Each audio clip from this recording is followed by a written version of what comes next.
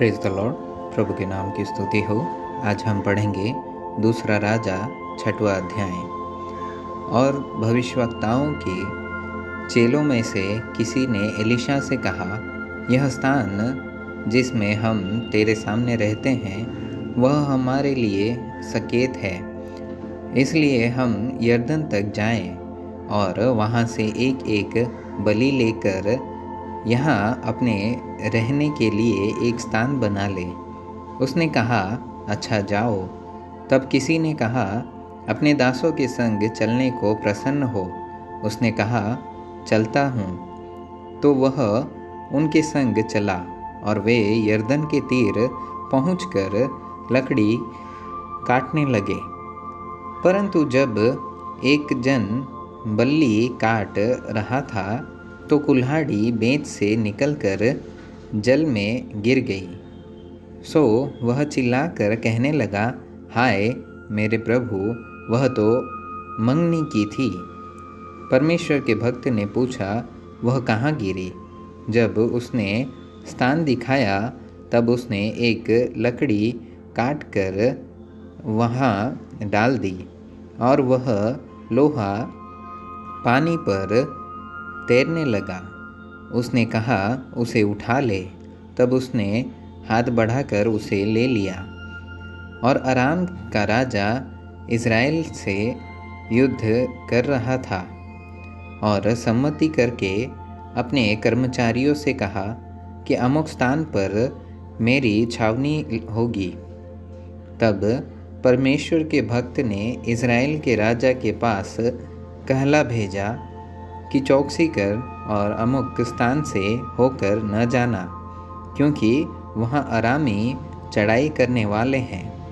तब इज़राइल के राजा ने उस स्थान को, जिसकी चर्चा करके परमेश्वर के भक्त ने उसे चिताया था, भेजकर अपनी रक्षा की। और इस प्रकार एक दो बार नहीं वरन बहुत बार हुआ। इस कारण अराम के राजा का मन बहुत घबरा गया। सो उसने अपने कर्मचारियों को बुलाकर उनसे पूछा, क्या तुम मुझे न बताओगे कि हम लोगों में से कौन इज़राइल के राजा की ओर का है? उसके एक कर्मचारी ने कहा, है मेरे प्रभु, है राजा, ऐसा नहीं। एलीशा जो इज़राइल में भविष्यवक्ता है, वह इज़राइल के राजा को वे बातें भी बताया करता है जो तू शयन की कोठरी में बोलता है। राजा ने कहा, जाकर देखो कि वह कहाँ है, तब मैं भेजकर उसे पकड़वा मंगवाऊँगा। और उसको यह समाचार मिला कि वह दोतान में है। तब उसने वहाँ घोड़ों और रथों समेत एक भारी दल भेजा और उन्होंने रात को आकर नगर को घेर लिया। भोर को परमेश्वर के भक्त का टहलुआ उठा और निकलकर क्या देखता है कि घोड़ों और रथों समेत एक दल नगर को घेरे हुए पड़ा है। और उसके सेवक ने उससे कहा, हाय मेरे स्वामी, हम क्या करें?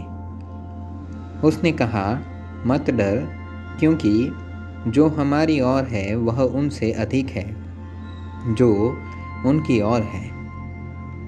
तब एलीशा ने यह प्रार्थना की, है यहोवा, इसकी आंखें खोल दे कि यह देख सके।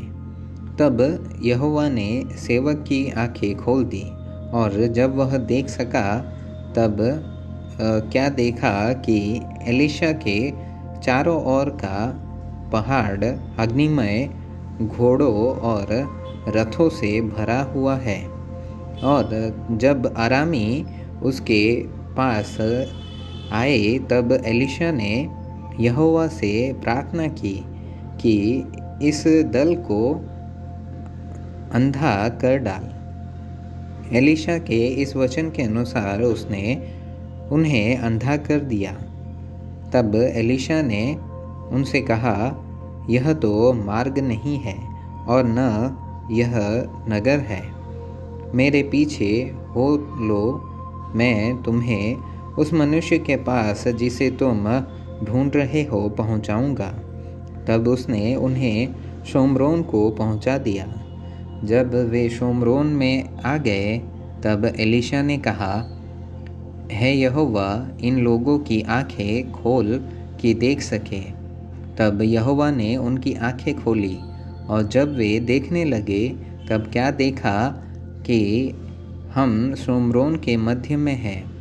उनको देखकर इज़राइल के राजा ने एलीशा से कहा, है मेरे पिता, क्या मैं इनको मार लूँ?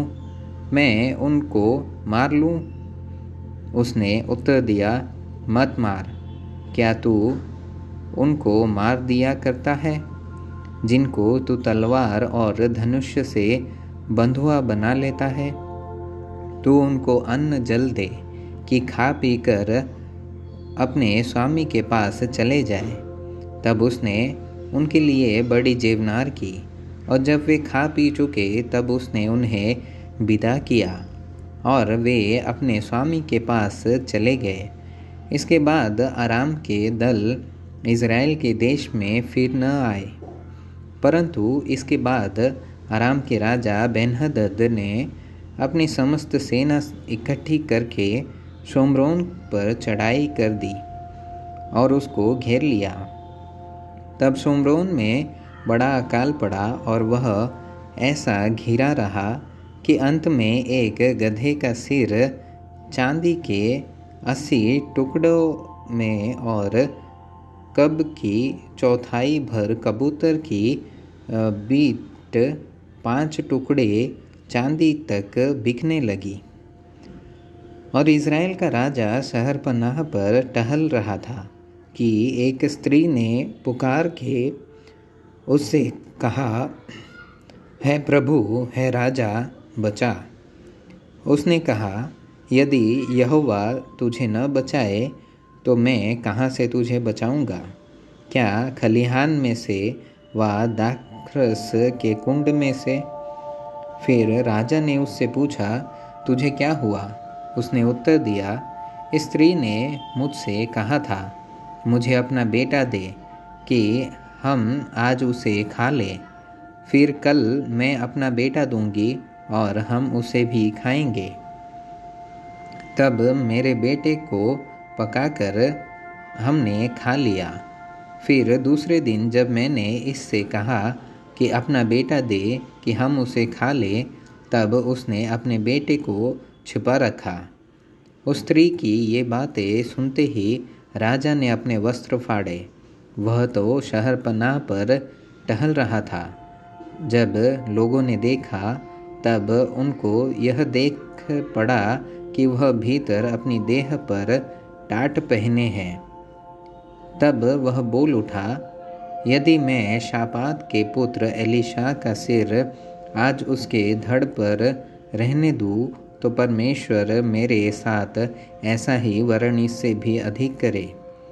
एलीशा अपने घर में बैठा हुआ था और पुरनिये भी उसके संग बैठे थे। सो जब राजा ने अपने पास से एक जन भेजा, तब उस दूत के पहुंचने से पहले उसने पुरनियों से कहा, देखो, इस खूनी के बेटे ने किसी को मेरा सिर काटने को भेजा है। इसलिए जब वह दूत आए तब किवाड़ बंद करके रोके रहना। क्या उसके स्वामी के पाँव की आहट उसके पीछे नहीं सुन पड़ती? वह उनसे यूँ बातें कर ही रहा था कि दूत उसके पास आ पहुँचा। और राजा कहने लगा, यह विपत्ति यहोवा की ओर से है। अब मैं आगे को यहोवा की बाट क्यों जोहता रहूं?